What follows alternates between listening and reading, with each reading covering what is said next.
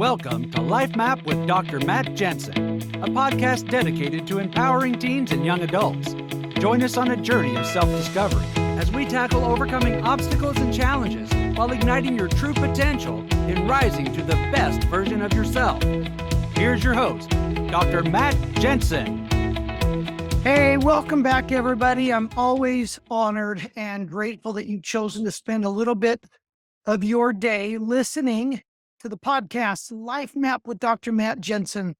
Grateful to have you along. As I always say, we're journeying through life together, trying to overcome the obstacles and to find the solutions and the sources of happiness and inspiration. And I hope that over the past 10 or 11 introductory episodes, well, not introductory, but I should say the first 10 or 12 episodes, that you're finding some joy and happiness, and that you're finding some additional ways that you can advance your journey forward.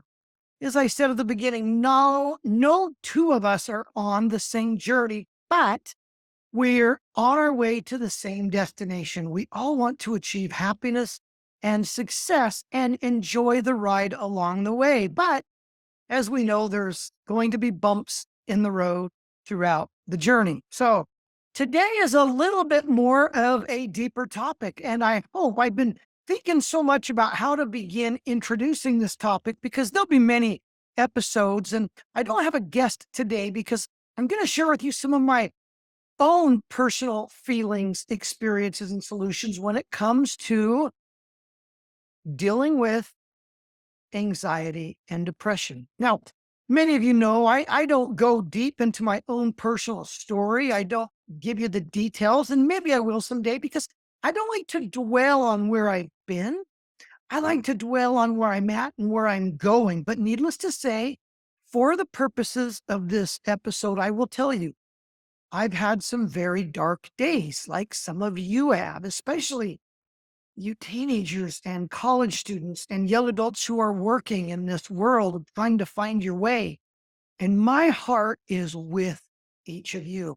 Some of you parents and adults that listen in might find yourself dealing with anxiety and depression, or maybe you've been dealing with it for a whole life. Maybe it runs in your family.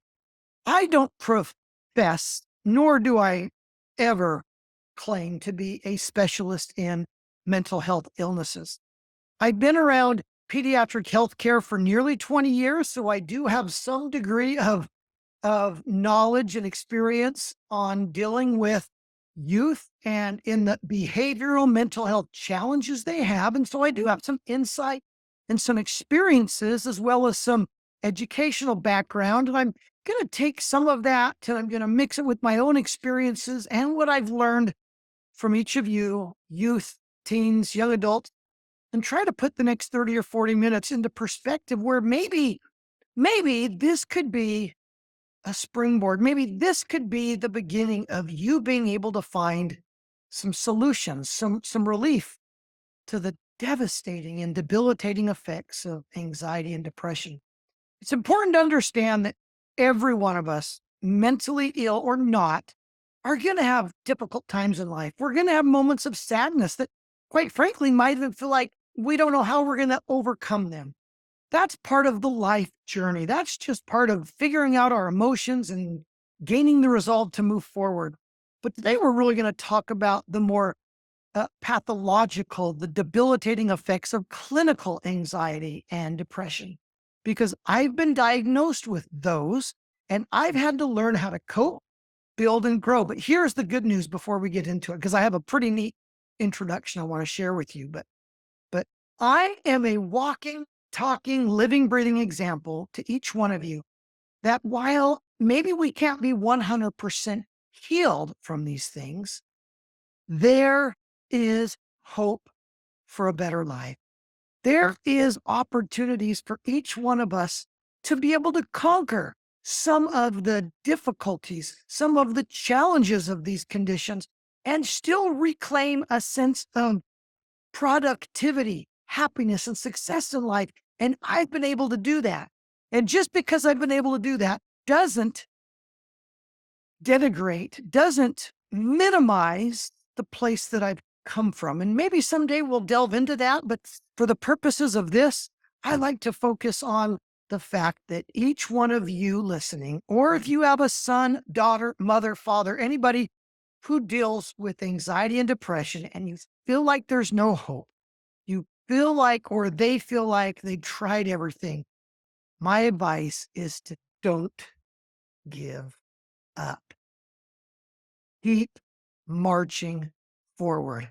Relief can and will come. And so I hope today's episode can be one of the resources that will help each one of us overcome these things. But first, I'm going to talk to you about science.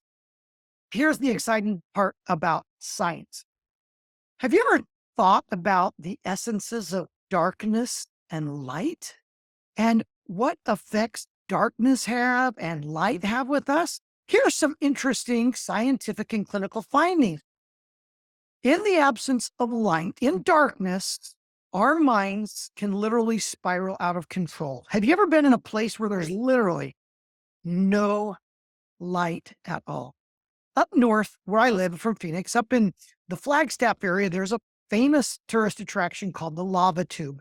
And the lava tube is this underground funnel where the lava, way back, who knows when, curled up over itself and created this tube. I believe it's, I don't know, something like a mile long. I could be wrong. But anyway, the point is you go down to the entrance and then you walk all the way to the back. And there are times, if there's nobody around you that has any headlamps or lights, where you are in the most profound darkness. You can put your hand up to your face and you cannot make out anything. It's quite eerie. Now, I've been there with family and friends. I haven't been there alone, but I can imagine being all the way back there and being alone in darkness where literally there is not even the smallest iota of light. And it is indeed heavy. And it's extensive, and you can look in all directions. Well, it may seem like a very powerful force, but I want to go on here. Mentally and emotionally, a dark environment can impair certain abilities in our brains, like we can't tell time so well. Our ability to function and to have cognitive thoughts becomes more difficult. In fact, the longest period of darkness that any human being has willfully endured, has decided they're going to try to break a record, was 45 days.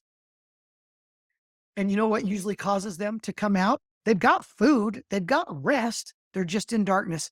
The mental difficulty, the cognitive challenges finally makes them tap out because they just can't mentally take it anymore. Now, yes, there are studies where momentary times in darkness can help us focus, but I'm talking about darkness for a prolonged period of time.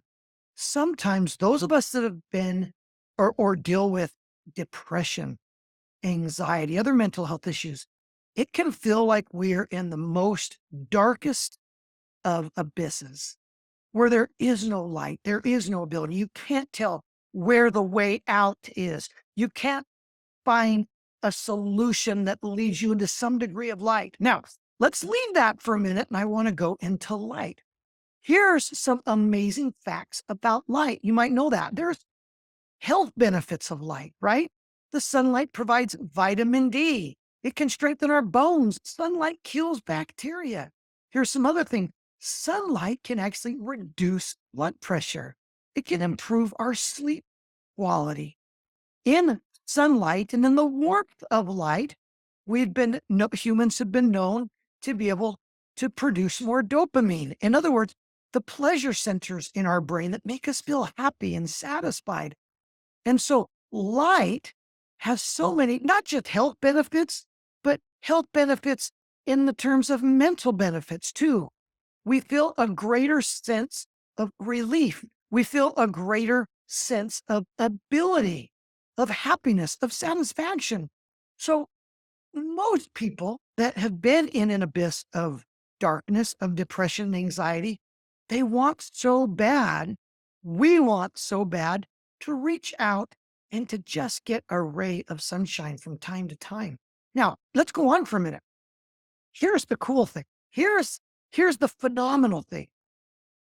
Darkness can never, ever ever overpower light. When both of them exist, light always wins. Let's go back to that lava tube I was telling you about. When I was with family and friends, we all shut off our headlamps. And luckily we had a period of time where there was nobody coming or going, and it was dark. Well, it actually ended up being that we turned on our lights one at a time.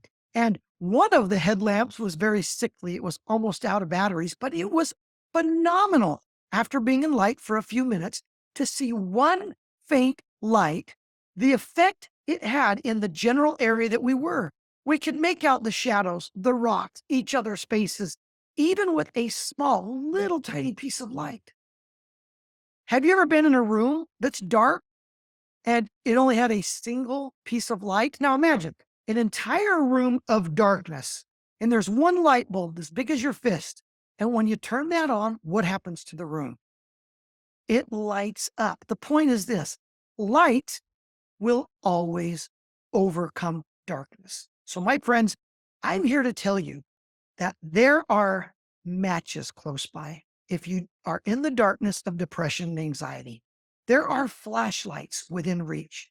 There are even light switches. And my goal today is to show you, especially if you find yourselves in the darkest of dark, if your anxiety or depression is debilitating, or even if you're living with it, but it's not good and you're just struggling through it, there are still ways to make your world a little bit brighter so that the light, the relief, the happiness that can come and overcome the feelings of depression, anxiety are there. And it's a matter of our being willing to take them and to turn them on. Now, in no way do I suggest that there are simple solutions that will completely wipe away depression and anxiety. This is not true. Most people, and again, I am not a mental health specialist, but most people who have anxiety and depression have to deal with it at some degree for most of their life.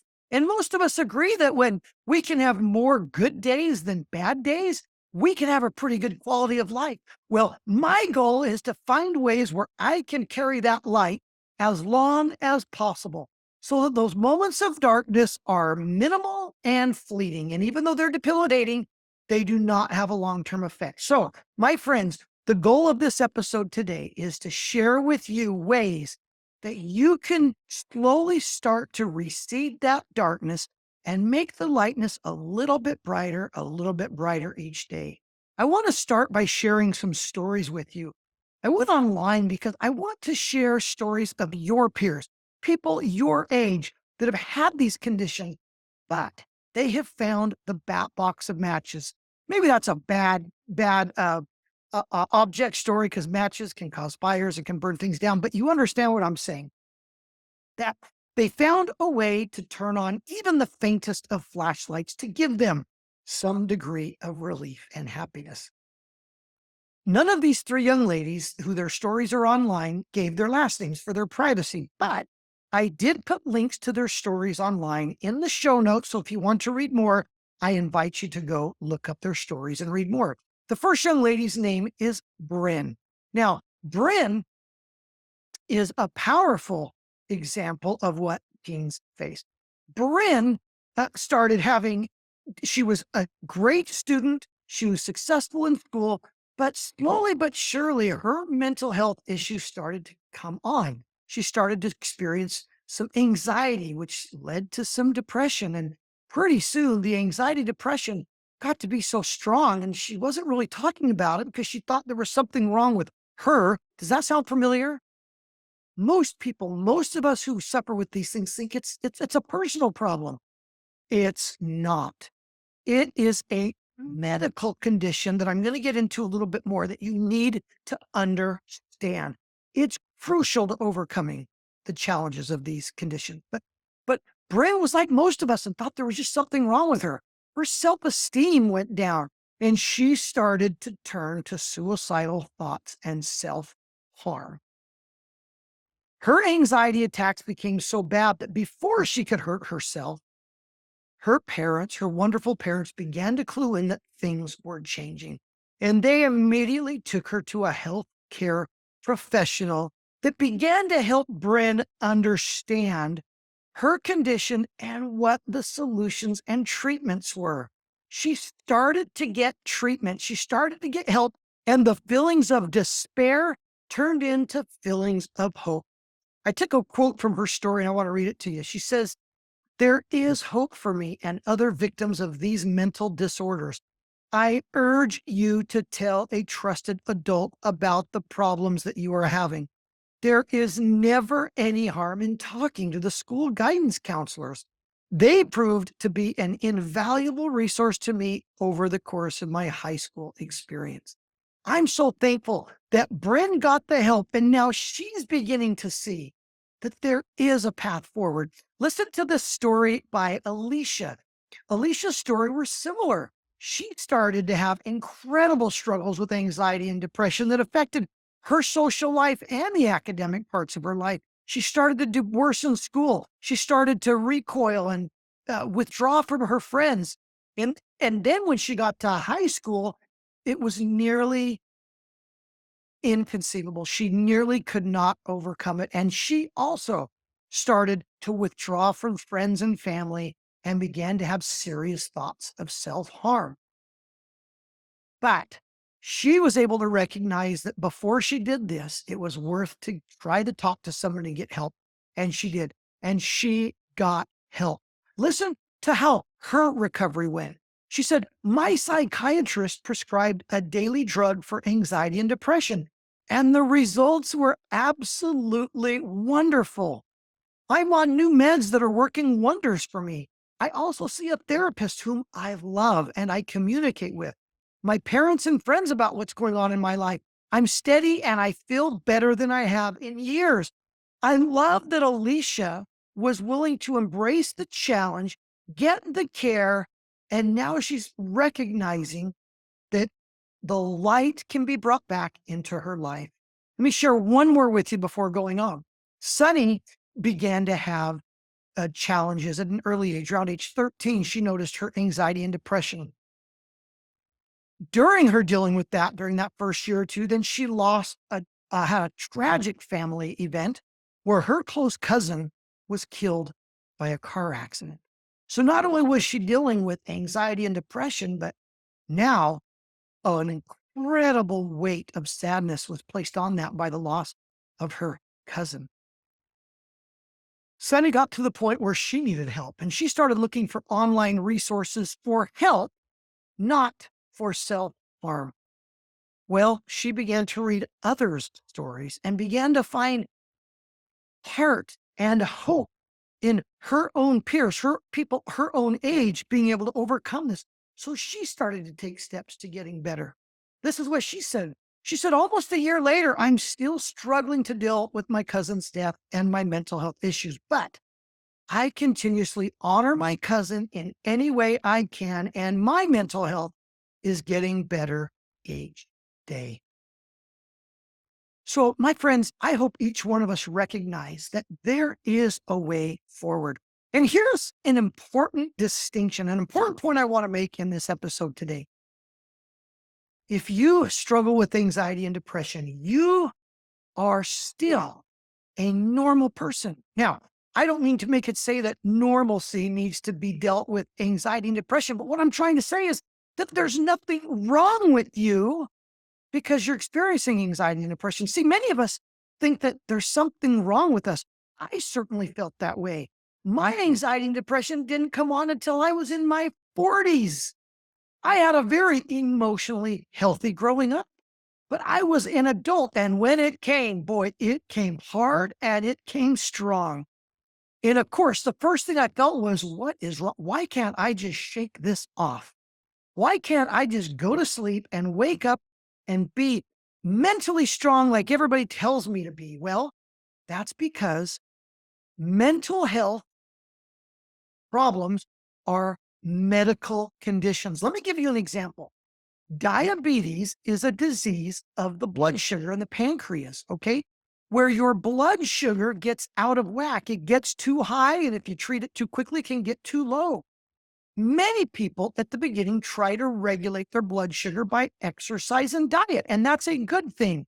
Just like when we start to have feelings of sadness or a little having doubt, yes, we want to try to get out and do things that will raise our self-esteem, help us to believe in ourselves, and those are great strategies in the beginning and throughout the process, but sometimes they are not enough. Just like diet and exercise with diabetes is not enough sometimes to control diabetes. And when diabetics, many times they get to a point where they go into a coma, they tried so hard on their own, but the diabetes overcomes their abilities and they end up in this coma where they are on the brink of death and they need quick medical care.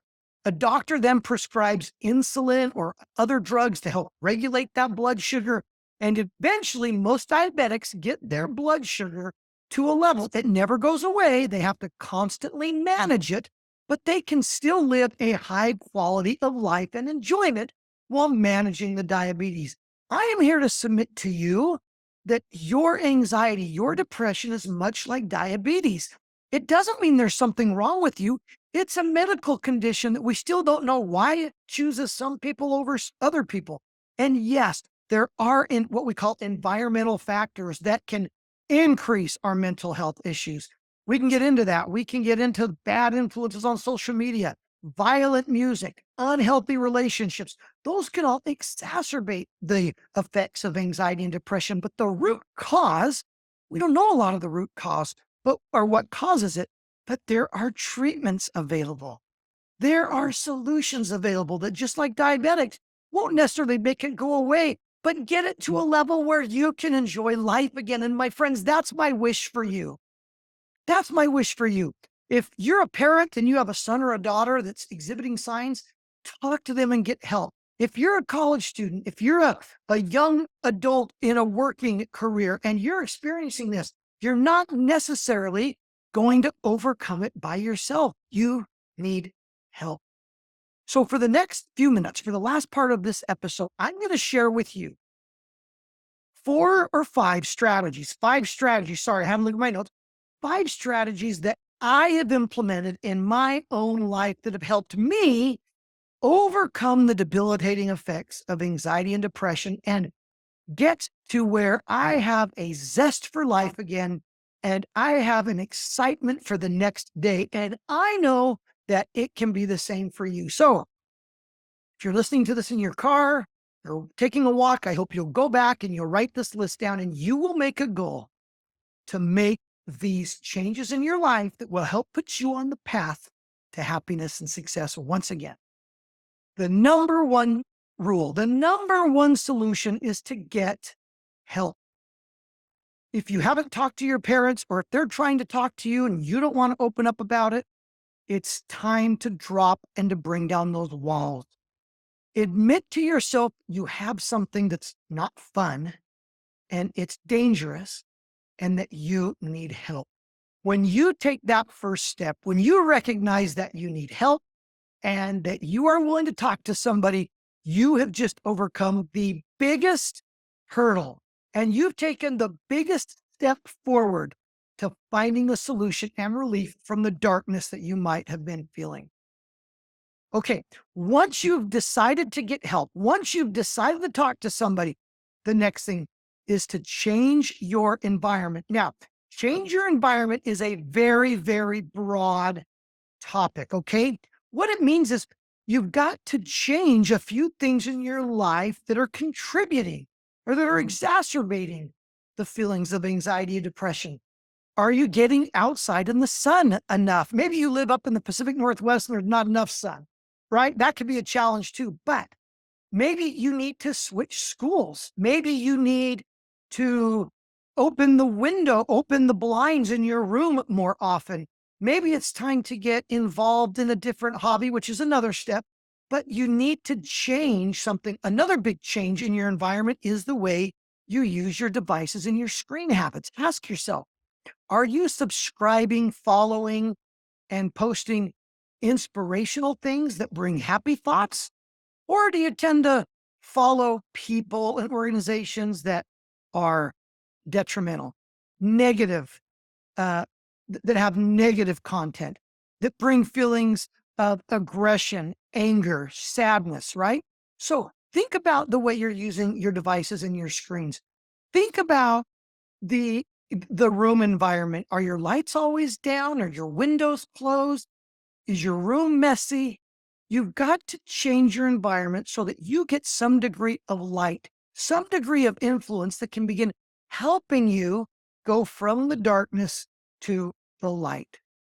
I did that. I won't get into the details, but I changed part of my career path. We actually moved. Now, obviously, if you're a teen or young adult, that's not so easy, but I moved to Phoenix, Arizona, where I could be in the sunshine. Yes, I get the heat with it, and sometimes the sweating every summer makes me wonder, but I changed my environment. I changed the way I go about my job. I changed my morning routines.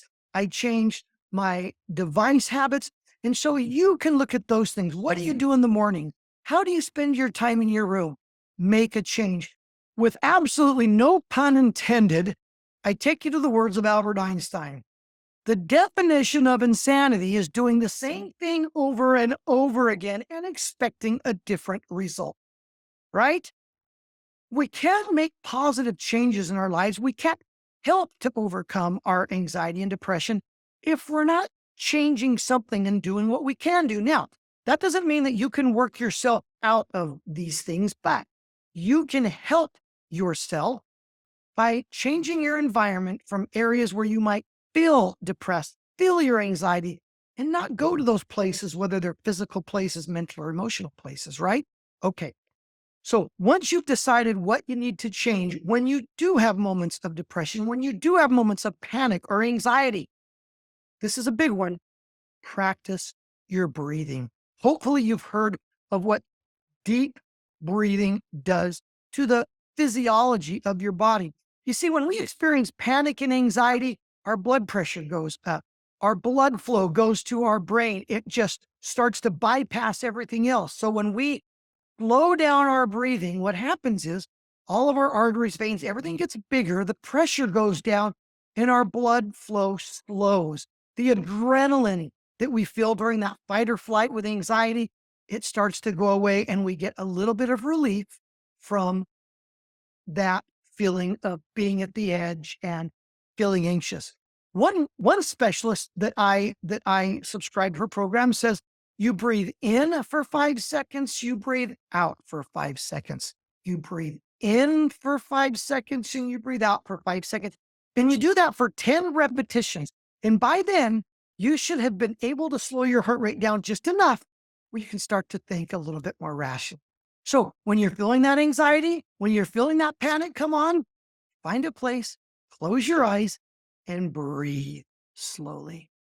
Okay? All right. Step 4, the fourth thing that we can do to help overcome anxiety and depression is to spend more time developing our hobbies or our interests or our talents. Every one of you out there, every single person has got a talent, you've got a hobby, or you've got an interest. Now, spending time on social media or video games doesn't count. I'm not saying you can't have those things. You need to go back and listen to my episode about how to use social media healthy in your lives, but perhaps you've always wanted to try tennis, perhaps walks every morning or night, perhaps taking up swimming, getting together with a group to play board games on the weekend. But whatever it is, spend time doing hobbies and with interests and your talents, and make time to do more of that. It gives that mind of yours a break from times when you might want to delve back into those ugly, horrible thoughts. This goes along with step 2 when I said change your environment, change your screen habits. This is part of it, but it's so important I listed it as a second, as a different step. And that's that if you come home from school and your usual routine is to go to your room, shut the door, turn off the light, and get on your device and see what everybody's saying on Instagram or Facebook or TikTok, and then afterwards you don't feel so good, this is the time to change, right? This is the time to call a friend and go for a walk. Go down to the nearest basketball court and shoot some baskets. Go fishing, whatever it is that you find interesting. You must plan to do these things or you'll slip in to old habits. That's human nature. Okay, the last thing, and I love this one. because this has been proven to have all kinds of health benefits, is reconnect and spend more time with your family, parents, or loved ones. Spend time with those that you love. Go on a walk with them. You see that you can combine certain of these steps together. Do a hobby with a loved one, right? Go find professional help with your loved one. But spend time, open up, reconnect with them. Believe it or not, even though the challenges today are different, human nature isn't so different. Even though your parents may be older and you may think that they don't understand your challenges, they do understand challenges. And their wealth of experience and their wealth of knowledge can help you if you're willing to receive it. My friends, I want you to know that there is a way to dim the darkness. There is a way to dim up the light. These are 5 ways that if you will take advantage of even 1 or 2 of them as a starting point, start by admitting to somebody that you need help, that you're slipping further and further, and you don't want to have that feeling of depression. It doesn't mean there's anything wrong with you. That's what I was saying earlier. You are normal. You are wonderful. You are an amazing human being. Everybody in this world has challenges. Some are just more visible than others. So it's okay to admit that we have a problem. It's okay that we have a challenge. And I will tell you, the freedom and the empowering feeling that you'll have when you take that first step is literally the first ray of light that you can have. So I hope that this has given you some degree of motivation to begin to make some small and baby steps to invite the light back into your life so that you can conquer the darkness. It's possible. The darkness will never be 100% gone, but you can keep it in its corners. You can keep it away enough that you can enjoy the beautiful sunlight of life that is waiting for you. Please hit me up on social media. Tell me what you've done to help you overcome a challenge when it comes to anxiety and depression. What is it? You spend more time with friends, less time on social media? I want to hear from you. If I get your answer and I read it on air, I'm going to send you a hat. I'm going to send you a shirt. But I want to hear from you because we can all learn from each other. And I hope that overcoming the darkness, being able to slip through the chains of those mental health issues of anxiety and depression, that today you can find hope and you can find determination to begin to take the steps to be able to kick depression, kick anxiety, kick fear, kick doubt to the curb. Doesn't mean it's going to disappear, but we can kick it to the curb. My hope for each of you is that you can reclaim happiness, success, and determination once again so that you can retake control of your future and your destination. Thanks for joining me today, and I hope to see you next time.